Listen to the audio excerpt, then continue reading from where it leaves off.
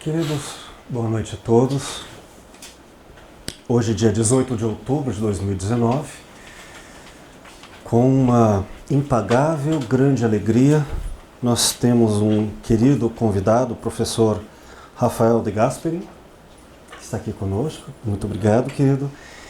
Ele irá palestrar, discutir, dialogar com todos sobre um artigo seu publicado recentemente pelos fascículos de Filosofia Clínica da editora Michelis, a ser lançado agora. O nome do seu artigo se chama Idade Média e Filosofia Clínica, repensando a singularidade.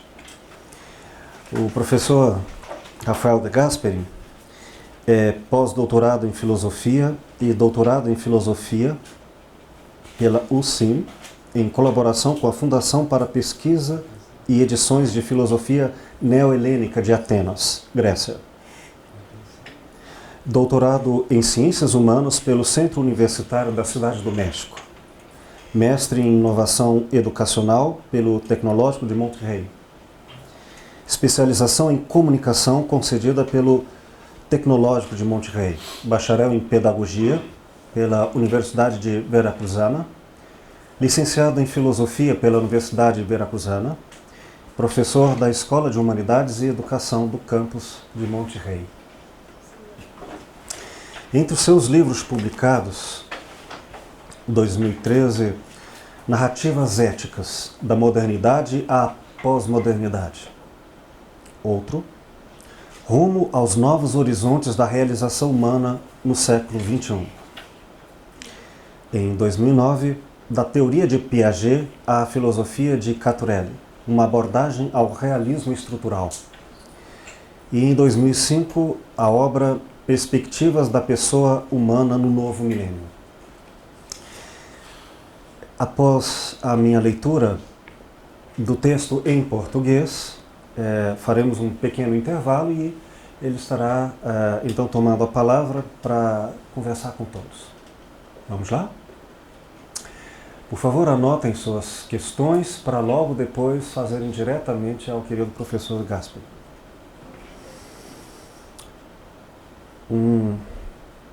Uma epígrafe de Lúcio Pacter.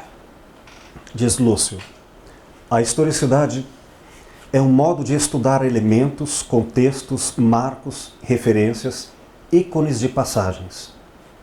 Há diversos dispositivos que mostram a pontuação dos caminhos, ainda que a pessoa possa se identificar com a própria historicidade, tendo a impressão de que ela e a historicidade são um único elemento. Por analogia, a historicidade seria o rio, o mar, enquanto a pessoa seria a canoa, o barco. O rio e o mar nos contam a provável trajetória da canoa e do barco. Eles servem para a localização da canoa e do barco. Dando início à leitura do texto. Dirigir-se à Idade Média é uma tarefa dos titãs, tanto por sua extensão e profundidade temporal, quanto por sua grandeza ontológica, epistemológica, antropológica e ética, que, entre outras, o constituem. Portanto, para lidar com o assunto, dois grandes períodos deverão ser distinguidos na Idade Média. A Idade Média precoce ou alta, que vai dos séculos V ao X, e a Idade Média baixa, que ocorre entre os séculos XI e XV. Nesses dois períodos, abordaremos Aurélio Agostinho de Hipona, nascido em Tagaste em 13 de novembro de 354 e falecido em 28 de agosto de 430, também conhecido como Santo Agostinho, e considerado o pai da patrística. E Tomás de Aquino, nascido em Rocaseca, Itália, no ano de 1224, que morreu na Abadia de Fossa Nova, em 7 de março de 1274. Aquino era um teólogo e filósofo da Ordem dos Pregadores e é o principal representante do ensino escolástico. Ambos os personagens não nascem por acaso ou espontaneamente como pensadores do período medieval, mas Pelo contrário, são um reflexo da acomodação histórico-conceitual que os filósofos gregos tinham e tiveram até hoje com sua influência na construção de estruturas de pensamento. Portanto, abordar Santo Agostinho sem a base estrutural de Platão e de São Tomás, sem as categorias de Aristóteles, seria cometer um erro na narrativa medieval que constitui uma parte fundamental da cultura ocidental. Clayton José de Oliveira comenta o seguinte, aspas, Platão, por outro lado, criou um mundo de ideias, que seria um mundo real, onde seriam as verdades superiores e absolutas, aquelas que não têm começo nem fim, que não estão sujeitas às garras do tempo. Um mundo perfeito em oposição ao mundo sensível, que é, em seu pensamento, uma ilusão, uma cópia do mundo das ideias, onde nada apoia o ritmo e tudo está em constante transformação. Sebastião Salgado Gonzalez, por sua vez, nos lembra que, sobre o filósofo de Estagirita, aspas, devemos-lhe, por exemplo, o conhecimento da filosofia pré-socrática, pois ele foi quem melhor se encarregou de revisar as teorias da natureza arranjadas fragmentariamente pelos primeiros filósofos. Mas, acima de tudo, a filosofia de Aristóteles é um diálogo com sua própria razão, isto é, um esforço para pensar a si próprio. Fecha aspas. Ambos os pensadores representam para a cultura ocidental os dois grandes eixos dos quais os pensadores medievais são herdeiros, idealismo e realismo. Este trabalho girará em torno da análise da importância da noção de singularidade como estrutura do pensamento e sua relevância em relação às condições de universalidade e particularidade que compõem a estrutura do pensamento no contexto da filosofia clínica. Para Lúcio Pachter, tanto a singularidade quanto a particular e a universal devem ser lidas no partilhante desde a construção de sua historicidade. A estrutura do pensamento não é uma afirmação conceitual disponível para quantificar as coisas, como fizeram os filósofos da antiguidade grega e mais tarde medieval, uma vez que para a filosofia clínica os termos universal, particular e singular são condições e são determinadas pelo seu significado, pela historicidade do partilhante e pela aplicação existencial em todos os momentos. Abre aspas. Cada pessoa tem uma maneira diferente e única de contar sua própria história, dada por uma razão muito simples. Cada uma, nós temos uma representação diferente do mundo. Fecha aspas. Isso marca uma mudança significativa na maneira racional pela qual os termos foram usados pela tradição filosófica e que, baseados no intelectualismo moral e socrático, impuseram e determinaram as maneiras de abordar o mundo das representações, impondo-se como formas universais ou particulares, deixando um mínimo espaço para a singularidade, mas para a singularidade existencial proposta por Lúcio Pachter. De Oliveira resume assim, abrindo aspas, na vida de cada um existe uma região central e urbanizada onde é mais frequentemente percorrida. Existem elementos que serão classificados como categorias, tópicos ou submodos. Fecha aspas. E que moldarão suas interseções com o mundo, isto é, seus relacionamentos, significados e representações de acordo com a historicidade do sujeito, em que a singularidade se entrelaça além de uma afirmação dedutiva ou indutiva com reivindicações de intelectualismo moral. A cultura universal, lida por Platão, nos leva a um mundo dividido entre o sensível e o inteligível, dando ao primeiro termo o constitutivo da aparência e ao segundo ao real. Abrindo aspas. A parábola dos prisioneiros da caverna aparece na República, obra-prima de Platão. Constitui uma imagem memorável de sua teoria das formas, sua versão da natureza da realidade. Segundo Platão, a maior parte da humanidade está contente, assim como os prisioneiros da caverna, com o mundo da mera aparência. Apenas os filósofos deixam a caverna e aprendem a perceber as coisas como realmente são. Somente estes alcançam conhecimento genuíno. O mundo da percepção cotidiana está constantemente mudando e é imperfeito. Mas o mundo das maneiras que os filósofos acessam é imutável e perfeito. Você não pode perceber com os 5 sentidos. Ninguém pode ter experiências de outras maneiras além do pensamento. Fecha aspas.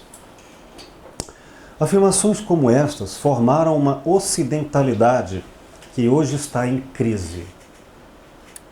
Uma ocidentalidade que, desde a imposição de formas universais ideais, generalizou maneiras de abordar o mundo que levaram a grandes formatos ideológicos ou meta-relatos.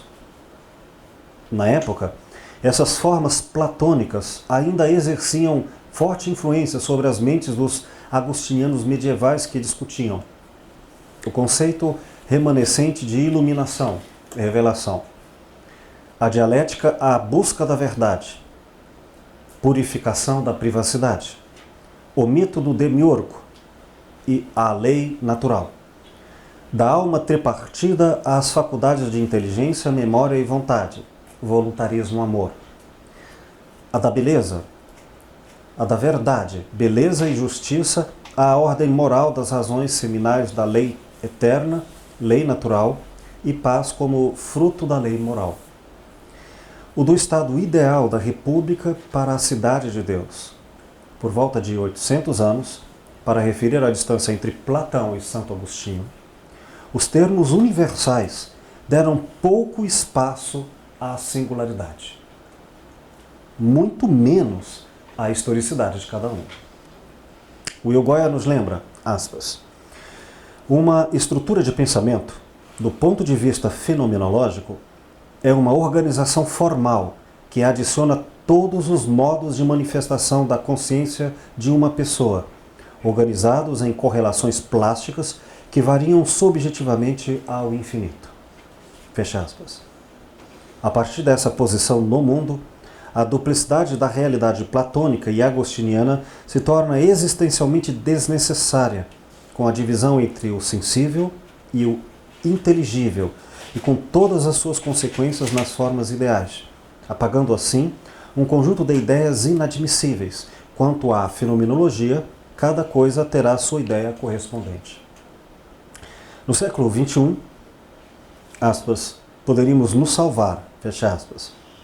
Essa imposição de formas e, no seu caso, salvaguardar a, aspas, realidade humana, fecha aspas, como simples, única, ou seja, como singularidade em sua historicidade. Quem notará essa tragédia ocidental na duplicidade ontológica platônica será Aristóteles, que, a partir da particularidade da substância e do ilemorfismo, tentará construir uma nova forma para o nascimento das ideias e, portanto, formular a categorização do pensamento ocidental. Mais tarde, a influência sobre Aquino será decisiva para a construção dos modos de demonstrar a existência de Deus. Nesse sentido, abre aspas, talvez a linguagem aristotélica seja um véu que oculte verdades sublimes com o artifício de suas categorias. Fecha aspas. As categorias aristotélicas, que foram compiladas por Andrônico de Rhodes no século I a.C., eles são um texto com o qual ele ensinou no Liceu, portanto, não é fortuito que as categorias apareçam no órgão como predicados de natureza que, por sua ordem lógica formal, apareçam 16 séculos mais tarde na mente de Tomás de Aquino como as formas instrumentais nas quais uma língua é subjacente, embora não seja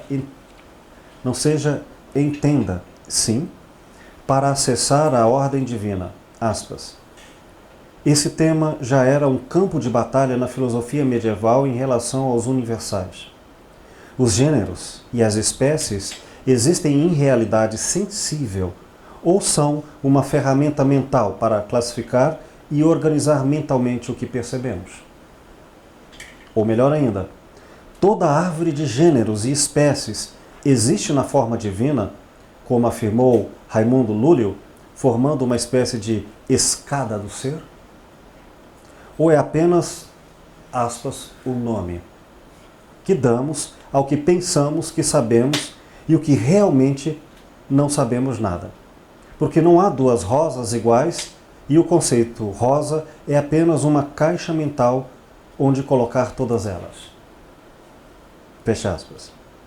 Essas formas aristotélicas continuaram a ter uma forte influência das mentes dos tomistas medievais que discutiam o conhecimento das causas como uma única verdade.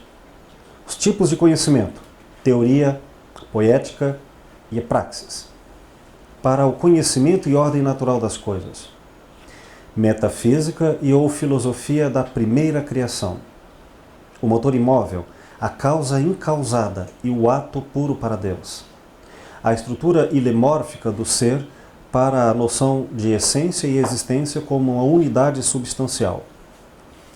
Faço aqui um parêntese só para esclarecer um termo técnico próprio da filosofia.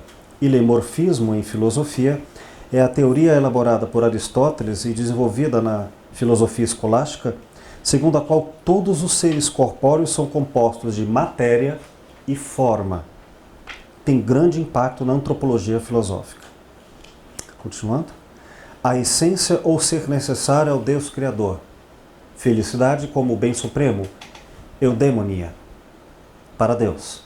A virtude ética e dianoética. Natural, da virtude natural e sobrenatural. Esclarecer no termo eudemonia, na ética grega, toda felicidade oriunda de uma vida ativa, governada pela razão. Literalmente significa, aspas, em grego, o estado de ser habitado por um bom daimon, um bom gênio. Fecha aspas. Por fim, o último item, o homem como animal social e político do justnaturalismo. Por volta dos séculos XVI, para referir à distância entre Aristóteles e São Tomás de Aquino, os termos particulares deram pouco espaço à singularidade, muito menos à historicidade de cada um.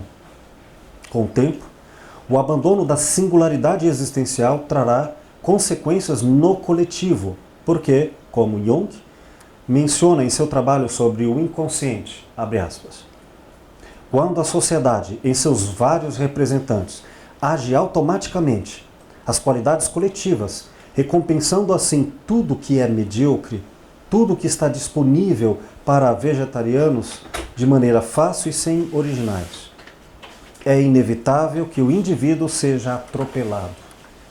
Esse processo começa na escola, continua na universidade e predomina em tudo que o Estado dirige. Fecha aspas.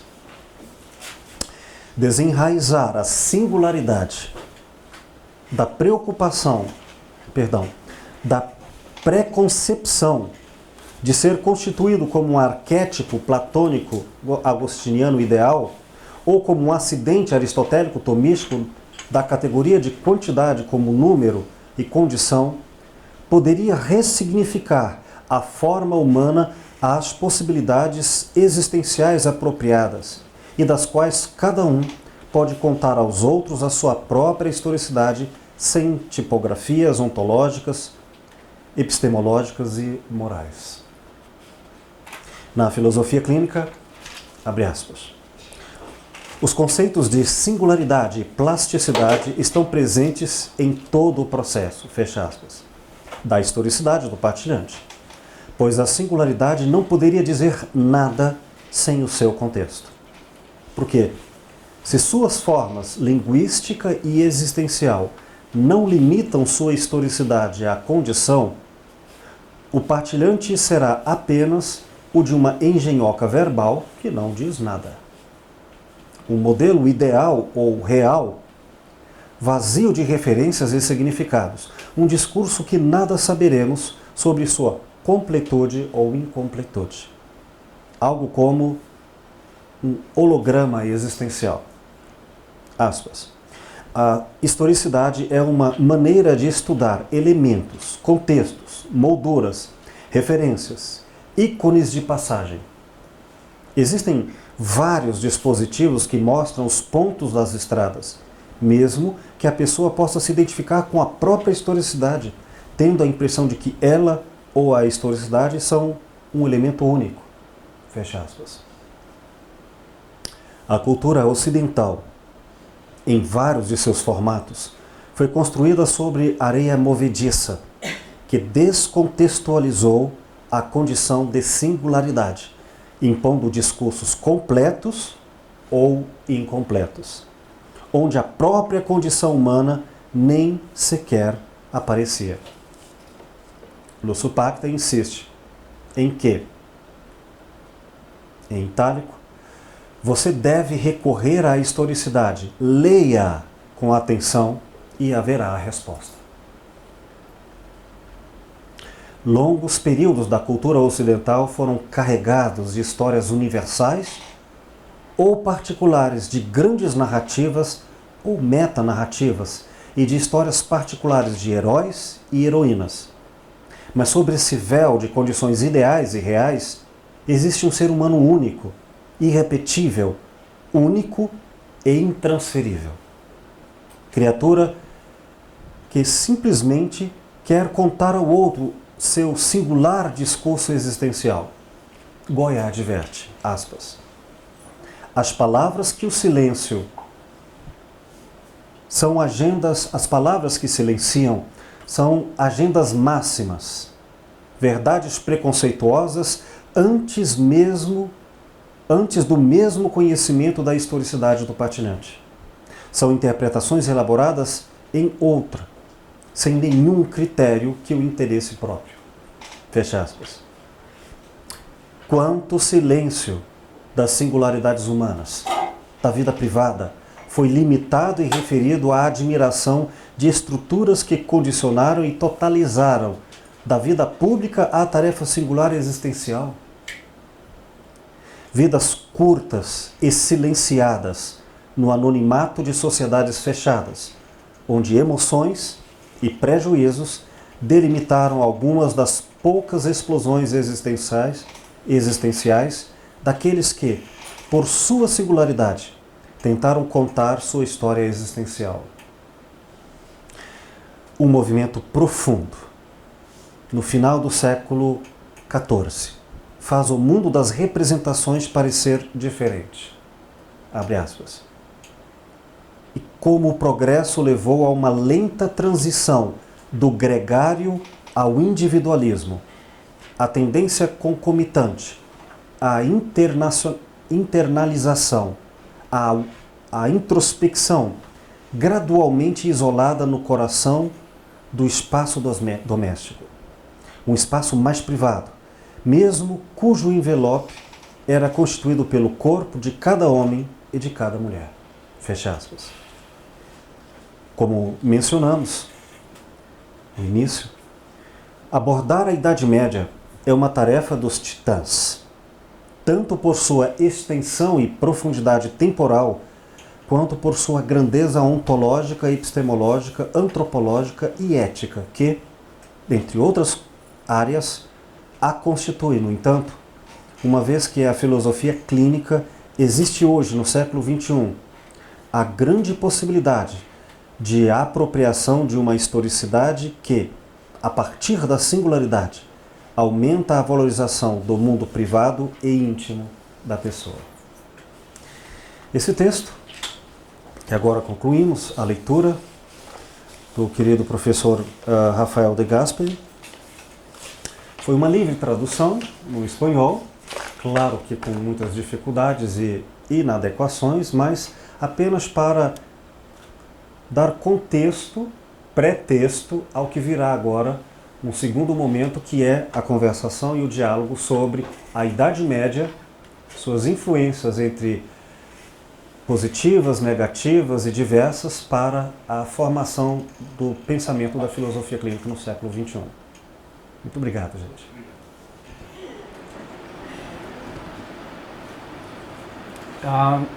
Muchas gracias, muito obrigado por este espacio de reflexión. Muchas gracias, Will. Este es uno de los grandes espacios de la filosofía clínica en este país. Eso ténganlo ustedes por cierto, por verdad, por cierto, basados en la experiencia de andar en un roteiro conociendo todos los centros. Este es un centro muy importante, muy valioso, y muchas gracias al Centro de Estudios Francisco de Asís. Will, muy agradecido. Voy a leer 4 o 5 fragmentos solo para poder situar el tema, ¿ya? Son muchos siglos, muchos siglos, entonces vamos a situar el tema. Primero,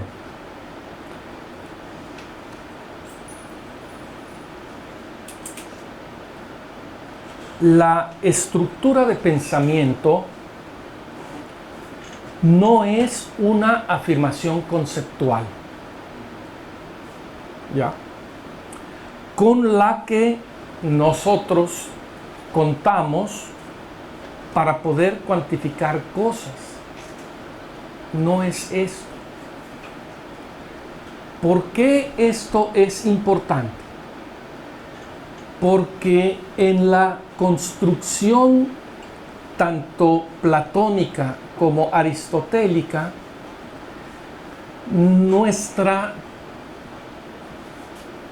aparentemente nuestra tendencia natural, según Platón y Aristóteles, ahora los tengo juntos, luego los separo, es a poder decir qué son las cosas.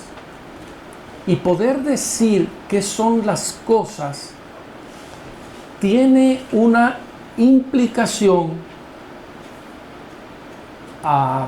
universalista o particularista, ¿ya? Nosotros, para poder vivir en el universo simbólico, en el mundo simbólico, jugamos con las nociones universales y particulares. Esto los occidentales, desde el mismo Sócrates, Platón, Aristóteles y todo lo que se ha venido durante 20, 25 siglos, nos ha siempre llevado a los occidentales a pensar en términos de ideales universales o de cosas esenciales. La pregunta no está en si estas categorizaciones platónicas, aristotélicas, agustinianas o tomistas son verdaderas o falsas.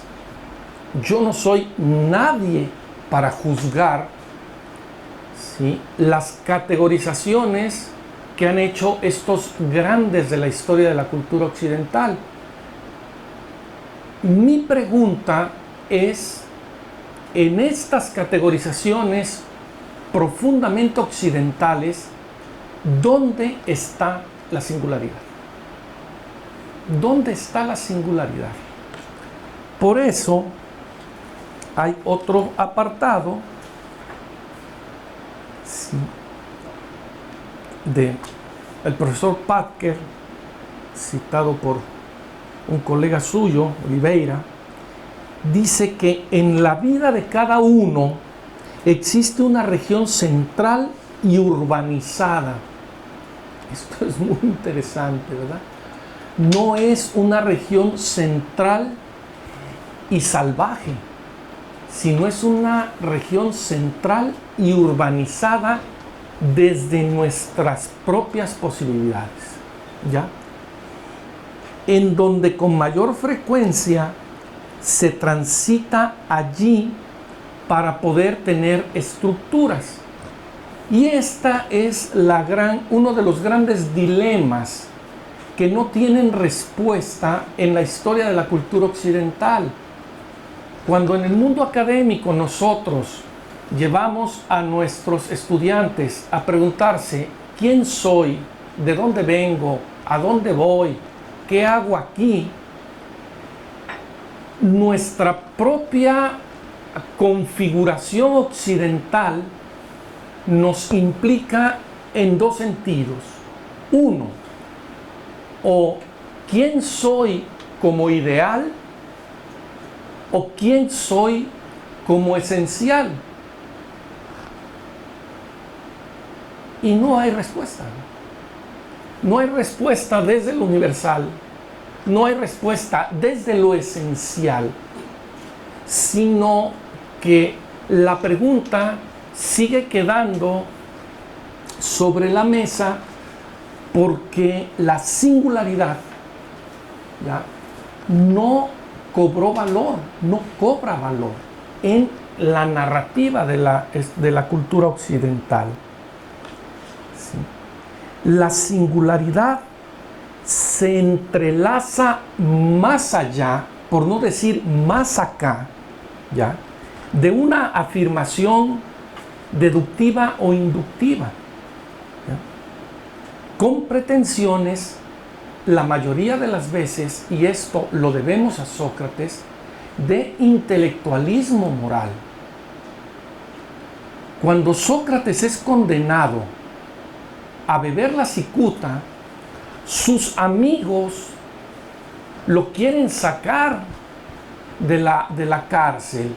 Le dicen, nosotros damos dinero, y entonces ahí viene una de las grandes historias dramáticas de la cultura occidental, que fue precisamente el intelectualismo moral, ¿verdad? Y decir, es que ¿cómo es posible que un hombre como yo, sí, que busque dar la vida por una idea y por la idea de la justicia, ahora vengan ustedes mis amigos, ¿verdad? Y vengan ustedes mis amigos y me digan exactamente, ¿sí?, exactamente lo contrario. A este hombre es al que le debemos enormes tragedias en la cultura occidental. Derramamientos de sangre de una manera impresionante, porque él luchó por un ideal, y después Platón lo volvió más ideal, y después Aristóteles lo hizo individual y esencial. Y cada uno de nosotros, ¿dónde queda en la historia de estos pensamientos? ¿Dónde? ¿Dónde estoy yo con respecto a Sócrates? Reducido, ¿verdad? O sea, si yo pongo de cabeza a Sócrates, entonces yo adquiero significado. ¿Sí? En la medida en que Sócrates, con su intelectualismo moral, se siga imponiendo como forma universal o como ejemplo de vida, yo no llego a ningún lado. Yo no soy nadie. ¿Ya? No soy nadie. ¿Ya? Entonces, por ahí va la pregunta para poder repensar la singularidad. Vean ustedes, ahora que yo puse de cabeza a Sócrates, el sentimiento que les provocó, ¿verdad? ¿Sí? Yo aquí nada más vi que se levantó aquí. O sea, es que es pegar directamente al eje de la forma estructural de pensamiento de nuestra cultura que tiene 2500 años. Y hoy por hoy seguimos con lo mismo. Que si es de derecha, que si es de izquierda, que si es ideal, que si es real. Y la pregunta es, ¿en dónde está yo? ¿Dónde estás tú como singularidad? Ya. Ya espero las preguntas ya. Nomás dos cosas más.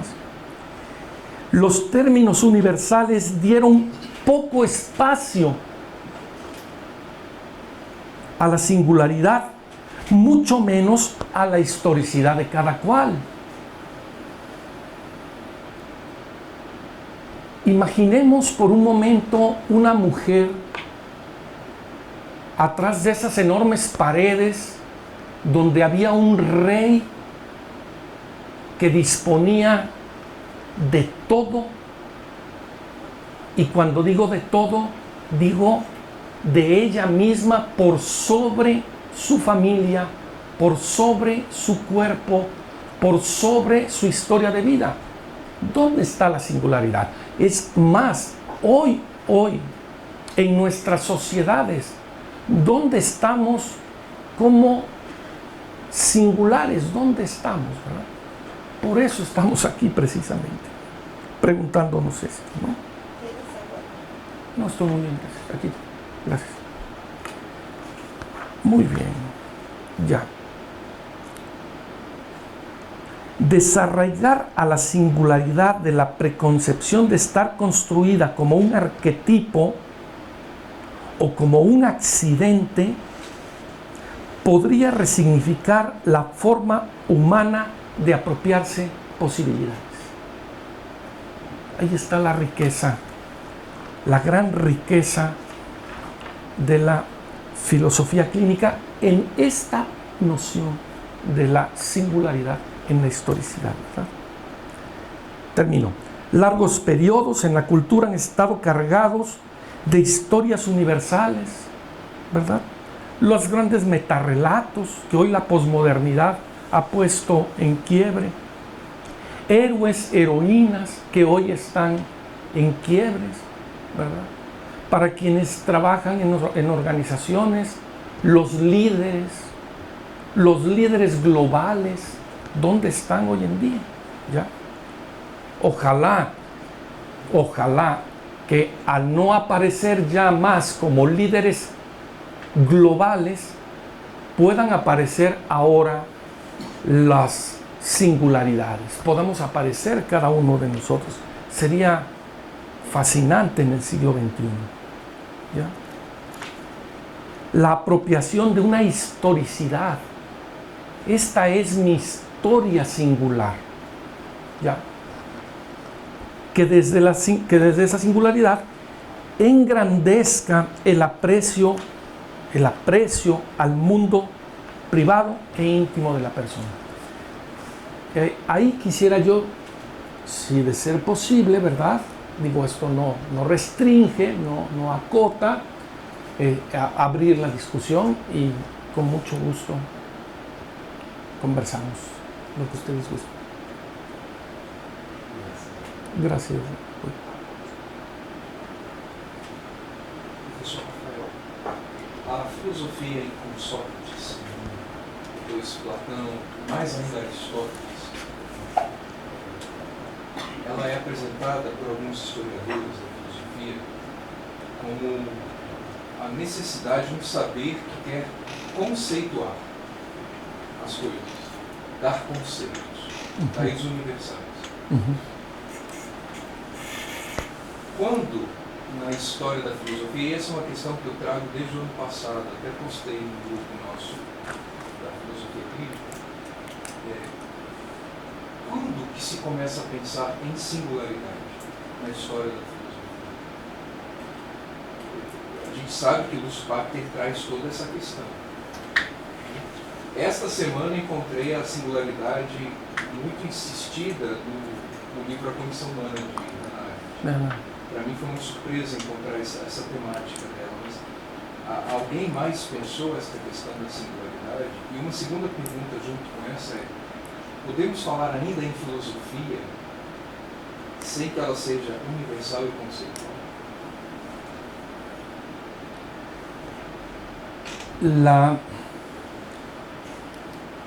La noción de singularidad pretendió aparecer en la Edad Media, pretendió aparecer con la noción de persona humana.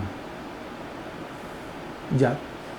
O sea, los adjetivos calificativos de persona humana, no de persona humana, son único, irrepetible y transferible, ¿verdad? ¿Ya? Y estos conceptos de la persona, traen adentro la noción de singularidad, ¿ya? Mas no está especificada la singularidad como singularidad, sino pretendió construir el concepto de persona humana por imagen y semejanza al concepto de persona de las tres personas, del Padre, del Hijo y del Espíritu, ¿verdad? Para resolver un problema teológico. Y resolvió un problema teológico, pero luego este concepto de persona teológica, para distinguir los tres dioses en uno, ¿verdad? Este concepto de persona se pega al concepto de persona humana, pero se queda como criatura creada, no se le da singularidad existencial. No podíamos pedir más, ¿verdad? O sea, ellos estaban resolviendo un problema teológico, no en el 400, ¿verdad? En el concilio de Nicea. No estaban resolviendo un problema existencial de cada uno de nosotros, estaban resolviendo un problema teológico. El asunto es que el problema teológico se resuelve. Lo que nunca se resuelve es qué significa persona humana, porque no hay fundamento. Lo que voy a decir es muy fuerte, porque no hay fundamento epistemológico. Y el fundamento epistemológico está en la singularidad. Y cuando digo fundamento epistemológico es más lógico, ¿no? Es del conocimiento lógico de la singularidad. Recientemente en un congreso sobre la persona, sobre personalismo, uno de los teóricos más reconocidos dijo: vamos a pensar a la persona, pero vamos a hacerlo en el siglo XXI quitándole tres cosas. Una, la tradición aristotélico-tomista. Dos, la tradición judeo-cristiana. Y tres, el activismo social. Y se hizo un profundo silencio. Es una conferencia de Burgos muy buena, muy buena. Se hizo un profundo silencio porque ¿desde dónde pensar la persona hoy en día? Pues desde la singularidad. Allí está la gran posibilidad para todos estos pensadores personalistas. Desde la singularidad, no desde las categorías occidentalistas de los metarrelatos. Me estoy dando a entender. Entonces, la segunda pregunta, mi queridísimo Cadu, ¿es posible hacer filosofía occidental hoy en día? Yo te digo sí, desde Brasil. Sí, desde la Amazonia. Y ahora la gran pregunta es, cómo hacer que la singularidad, ¿sí?, no se convierta en un discurso sociopolítico económico, ¿ya?, y vuelva a encasillarse, universalizar. Ahí está la gran discusión. América Latina tiene que hablar, ¿verdad? América Latina está hablando, y está hablando mucho. América Latina está hablando desde los sitios más canónicos que existen hoy en día. Y esto tenemos que ser muy sensibles a eso. Muy, muy sensibles. Más o menos contesté. No. Qual seria, para nossos dias, isso, século XXI, qual seria hoje, você que tem doutorado em temática clínica, muitas academias não consideram todo esse período medieval como filosófico. Uhum. Claro. E não são poucas, são muitas. São muitas. Claro. Qual a contribuição de, por exemplo, destacando Agostinho e Tomás de Aquino dentre dezenas, centenas de grandes pensadores medievais para a nossa época? E para a filosofia clínica?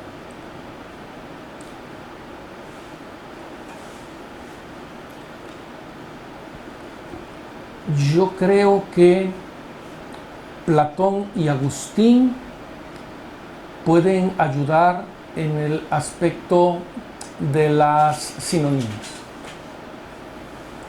Y Aristóteles, estoy compactando, ¿verdad? Y Aristóteles y Tomás en el asunto de la lógica simbólica, ¿no? Ya. Creo que la filosofía clínica tiene el gran reto para la historicidad de las singularidades, de saber que cuando estamos trabajando sinonimias podemos irnos hasta Platón y Agustín, y que cuando estamos trabajando lógica simbólica, ¿verdad?, podemos irnos hasta Platón, hasta Aristóteles y Tomás, ¿verdad? O sea, la filosofía clínica no deja de ser occidental. Eso es algo que a mí me cautiva mucho. La novedad de la occidentalidad de la filosofía clínica en el rescate profundo de la historicidad de singularidades. Ahí está, ¿no? Creo que ahí está el meollo de todo esto, ¿no? Ahí está la sabiduría, entendida sabiduría no como un acto intelectivo, sino la sabiduría como el gusto, como el sabor, ¿ya? Lo sabroso de todo esto es cada uno de nosotros. Ahí está el sabor, ¿ya? Lo otro es un juego de razón, ¿ya? Ideal o real, pero es un juego de razón.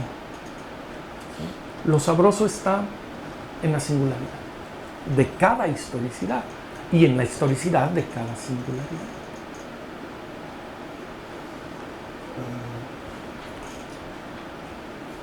O seu artigo me fez pensar a noção de tempo como historicidade e não como história. A noção de história é uma noção aristotélico-platônica. Há um passado, um presente e a consequência de um futuro. E ela é linear, não se pode voltar. E quando falamos nisso, falamos em um mundo inteiro objetivamente. Ciência, história. quando falamos em historicidade, estamos falando em uma noção singular do tempo. Sim. E aí, é curioso, porque podemos fazer uma comparação entre a noção histórica e a noção historial e não terem coincidências. Por exemplo, um dos tópicos, um dos lugares em que a consciência pode ver, habitar, existir no mundo é o tópico 1 da estrutura de pensamento de Lewis Packer, como o mundo me parece. Então, algumas pessoas em pleno século XXI veem o mundo como o mundo lhe parece, da sua concepção historial, na sua concepção íntima, perspectivada do tempo, vê em uma forma bastante semelhante à época histórica da Idade Média. Ou seja, pessoas no século XXI que coabitam a Idade Média nos dias de hoje. Sim, claro. Isto é, não são seres individuais, são seres gregários, são seres coletivos, são seres como um rebanho. Sim. E é curioso, porque se isto pode ser uma verdade para nós, e o consultório por testemunha, por que não haveria também de ser verdade, supostamente, na Idade Média? Lá haverá alguém que pensava à semelhança dos dias de hoje. Mas eu tenho uma prova, que não é a viagem no tempo. É desde os gregos, os sofistas. Quando Protágoras coloca a singularidade na sua época de uma maneira muito mais próxima ao tempo pós-moderno, ele, naquela época histórica, tinha uma concepção historial que não era conterrânea nem contemporânea à história. Seria muito mais um habitante do século XX. Então nós temos, ao falar de Idade Média e filosofia clínica, repensando a singularidade, nós podemos percorrer tanto uma análise histórica, os pensadores, de Aristóteles a Tomás de Aquino, de Platão a Santo Agostinho, como também podemos reconstruir o artigo, a caminhada pela singularidade através da historicidade de cada um. Claro. Y de allí que tenemos escuelas, grupos humanos que compartían cada uno desde su singularidad, ¿verdad? Espacios comunes que no eran los espacios acordados por todos, ¿verdad? Estoy pensando en los estoicos, estoy pensando en los epicúreos, todos estos personas, ¿verdad?, que se juntaban porque ellos veían las cosas de manera diferente, pero lo único diferente era que cada uno de ellos, ¿sí?, quería poner en primer lugar a su singularidad. A mí me parece que la felicidad es importante, aunque al mundo no le parezca. A mí me parece que el placer es importante, aunque al mundo no le parezca, ¿verdad? Y entonces estos pequeños grupos, estas pequeñas escuelas,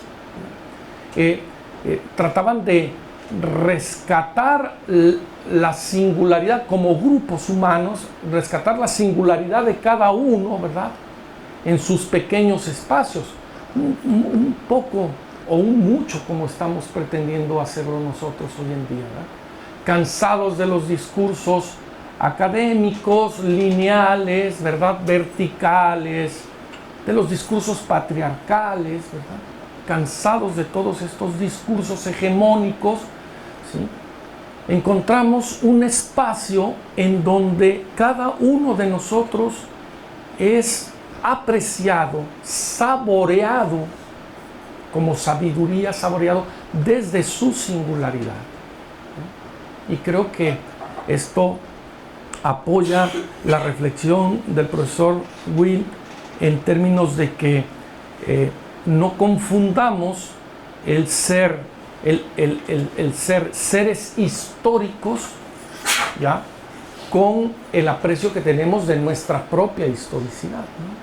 Creo que por ahí puede ir un poco o continuar la reflexión, ¿no? Questões, queridos?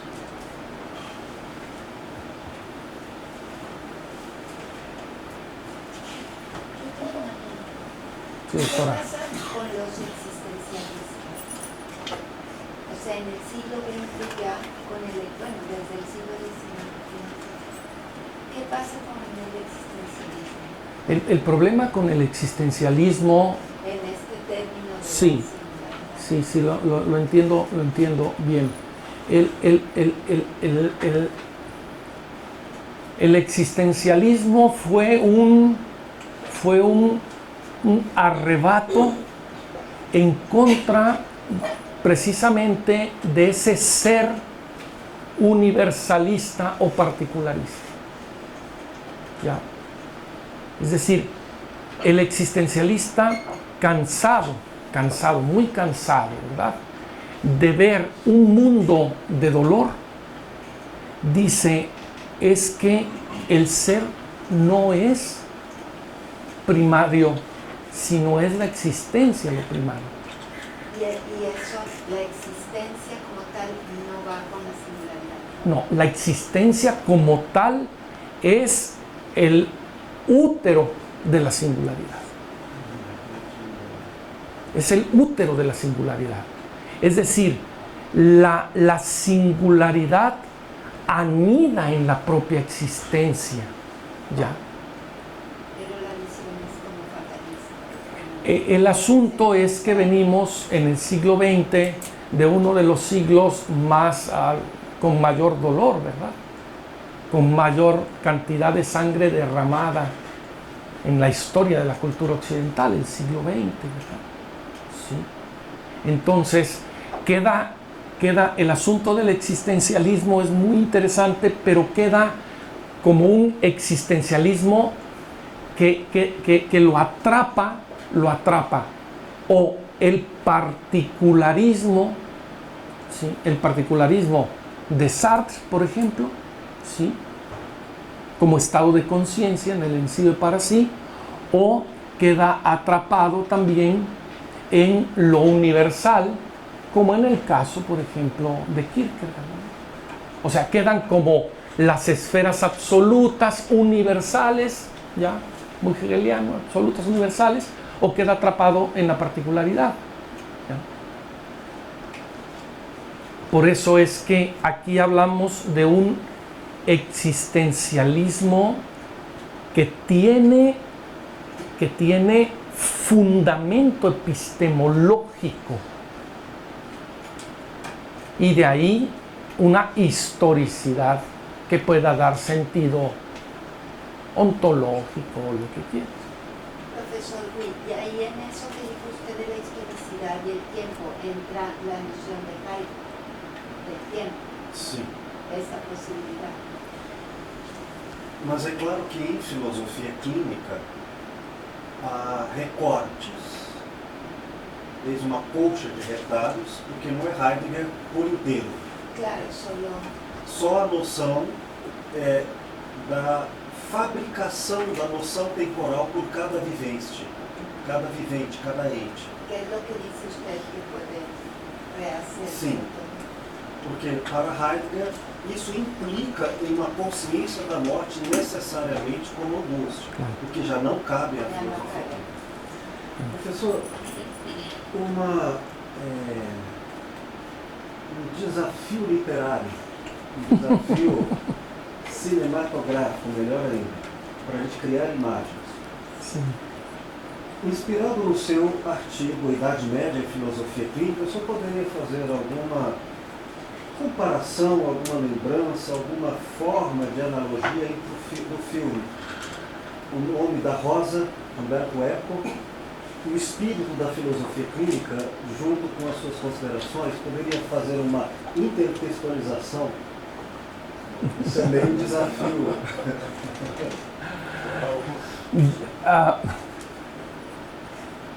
Habría que preguntarnos primero por qué Umberto Eco le puso el nombre de la rosa y no la singularidad de la rosa. ¿Ya? Lo que yo vi en el texto y en la película, bueno, en el texto de Umberto Eco, es que hay una fuerte discusión que era una discusión medieval entre los universales, ¿verdad? La noción universal que diera fundamento al nombre de esa rosa, ¿ya? Que era pues la mujer amada, ¿verdad?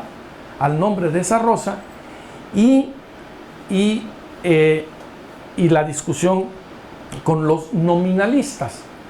O sea, si las cosas tenían un fundamento esencial o si las cosas solo eran un nombre.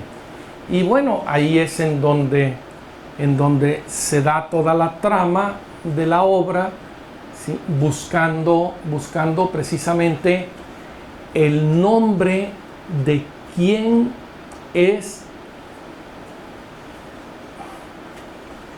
el que ocasiona todo lo que pasa, o cómo poder nombrar todo lo que pasa, ¿verdad?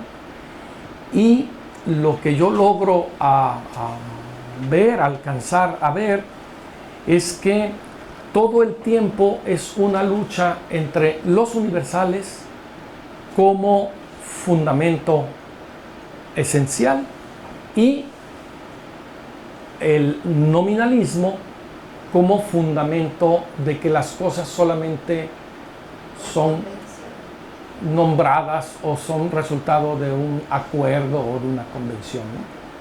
Pero la pregunta sería para Guillermo de Baskerville, que es el personaje que representa a Guillermo de Ockham, ¿verdad? Y toda... Sí, totalmente, ya. Y buscando allí el sentido a través de los datos, a través de lo sensible, a través de la investigación, ¿verdad? De las pesquisas que hacía. Sin embargo, todos los días aparecía un monje más muerto, ¿verdad? En aquella abadía, y no daban razón, ni las cosas por su carácter universal, porque era una contradicción la muerte dentro de esa abadía, pero tampoco podían recibir nombres.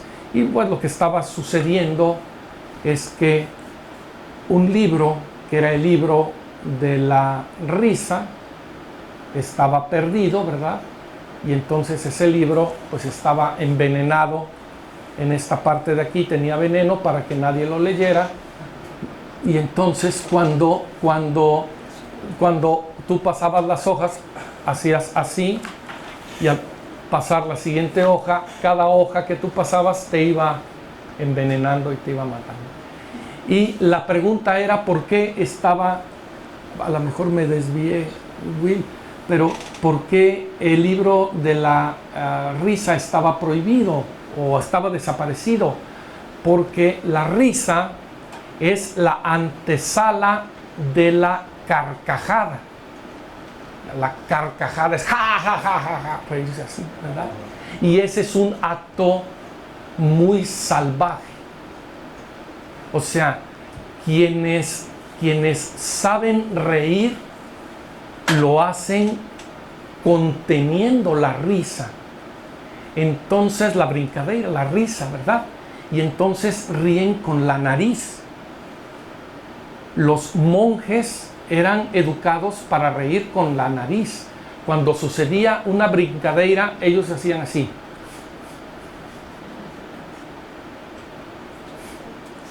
Y ahí queda la contención, ¿verdad? Y entonces la risa podía provocar la carcajada la burla, ¿sí? Y de ahí se descomponía todo el asunto. Por eso habría que... ¿Cómo? ¿Era? Era de mal gusto. Ahora que hemos visitado muchos museos, Lupita hacía una observación muy interesante. Decía, ve cómo en las fotografías del siglo XX nadie se ríe. O sea, ahora que salimos en las fotografías haciendo así, eso es totalmente singularidades.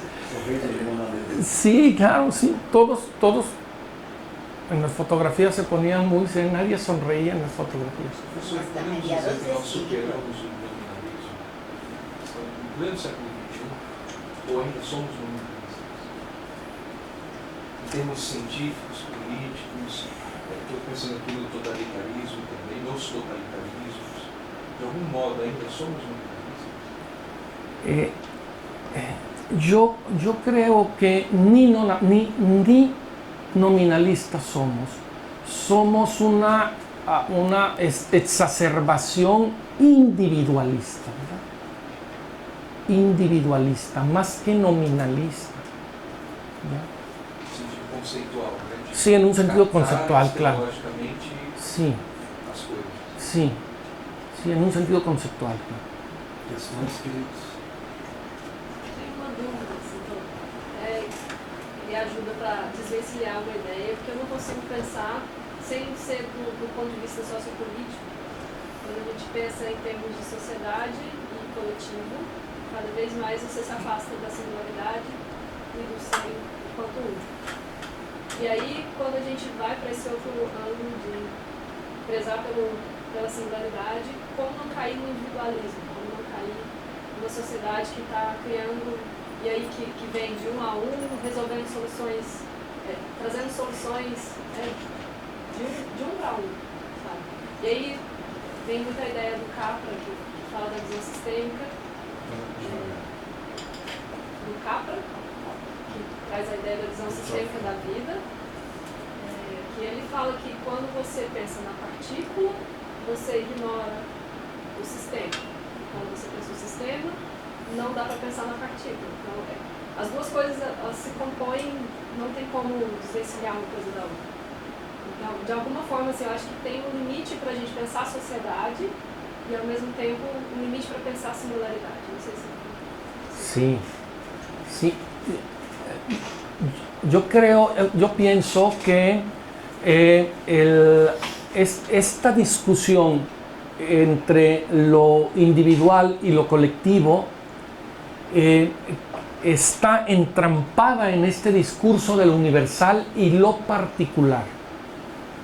¿Ya?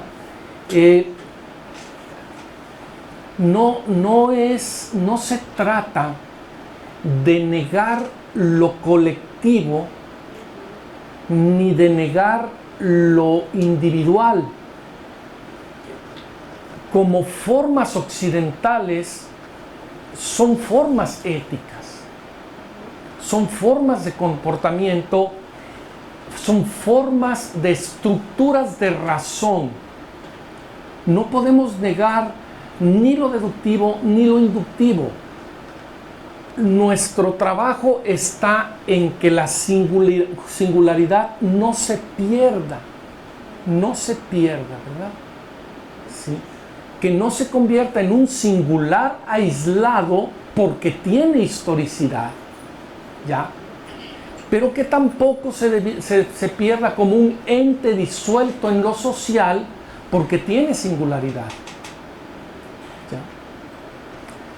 Está por sale el próximo año un capítulo, yo se lo voy a hacer llegar a Will, un capítulo que trabajamos para un libro que trabajamos con mi filio que es biotecnólogo y hoy en día un problema muy fuerte en el ámbito bioquímico es el asunto de los filogenéticos y los ontogenéticos. Y en ese texto trabajamos como la ontogénesis es imposible sin la filogénesis y la filogénesis es imposible sin la ontogénesis. ¿Qué estoy diciendo con esto?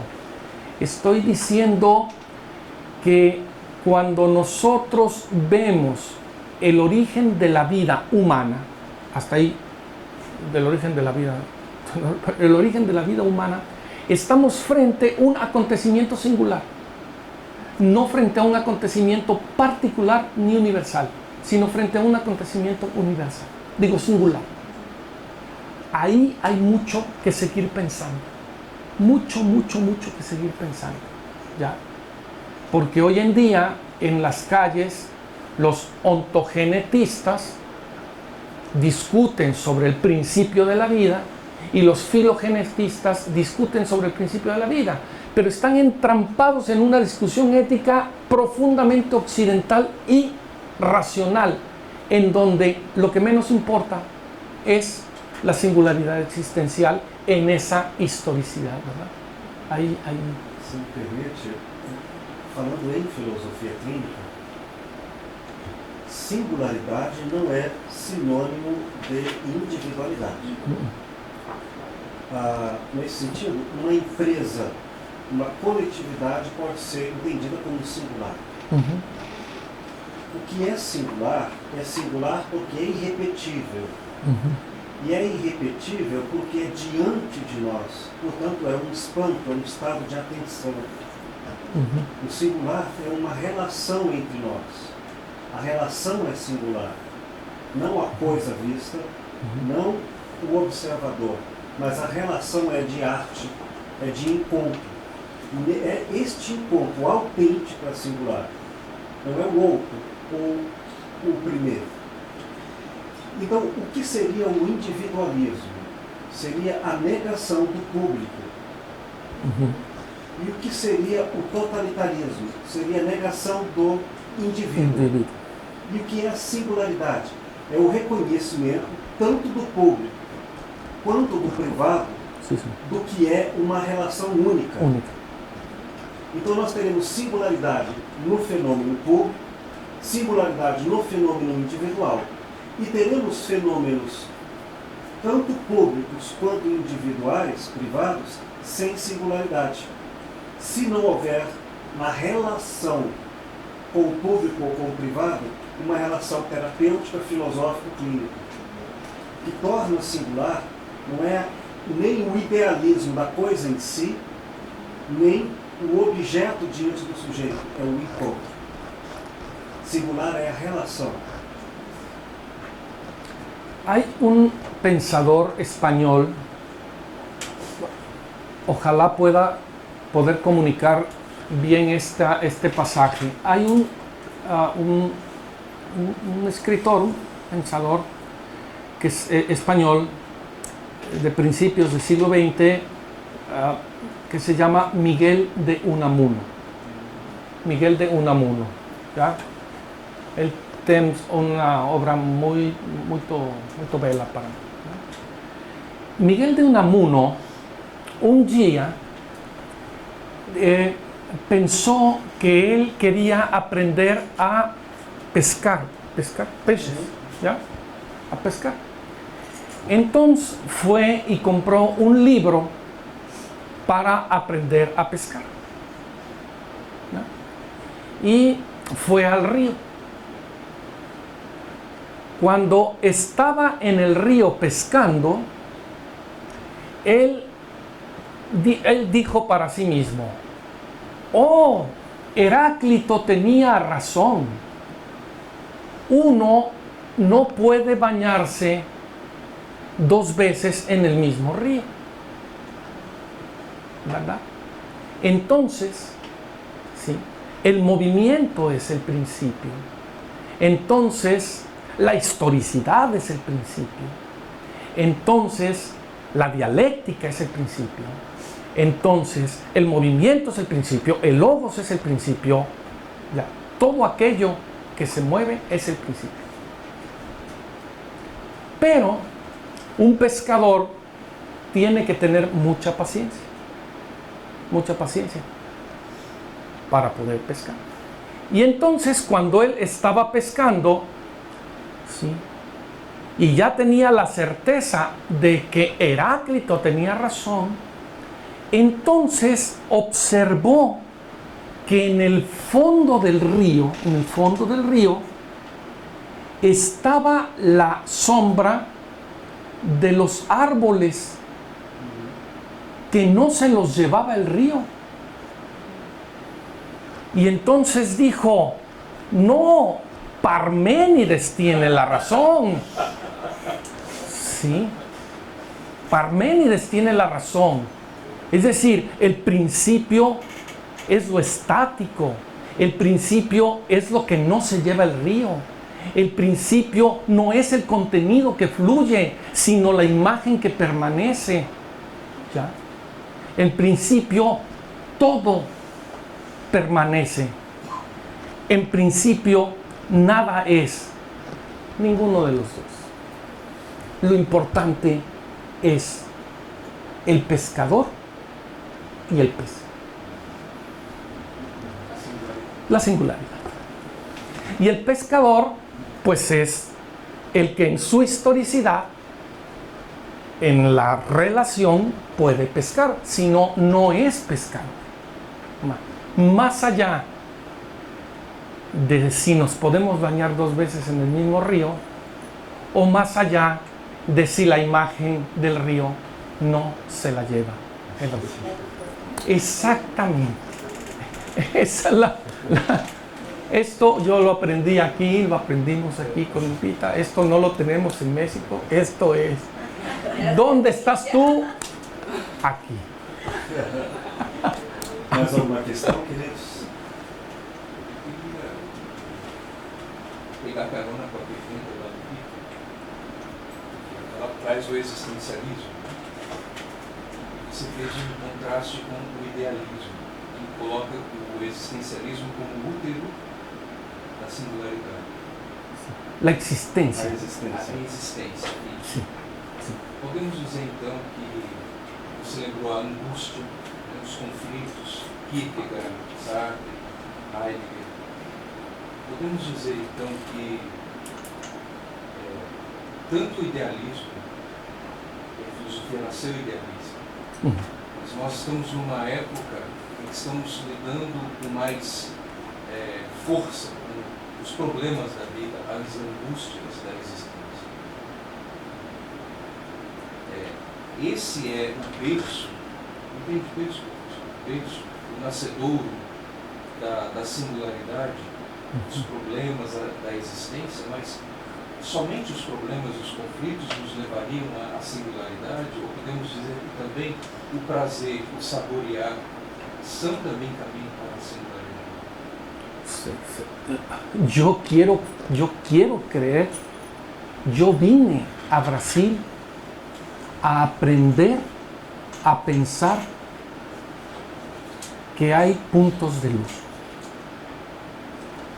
que hay esperanza, que la historicidad de la singularidad es una gran posibilidad para la existencia. ¿Ya? Y por eso cada día, y espero cada día más, me importe menos todo excepto tú. Excepto tú, excepto tú, excepto tú. Eso es mi sueño. Que cada día me importe más aquel o aquella con quien yo pueda establecer una intersección y que sea primacía. Que yo sea, pues, una posibilidad de reflexión para esa singularidad en su historicidad. Nada más. ¿Quién soy yo? Ahora sí que solo sé que no sé. Obrigado.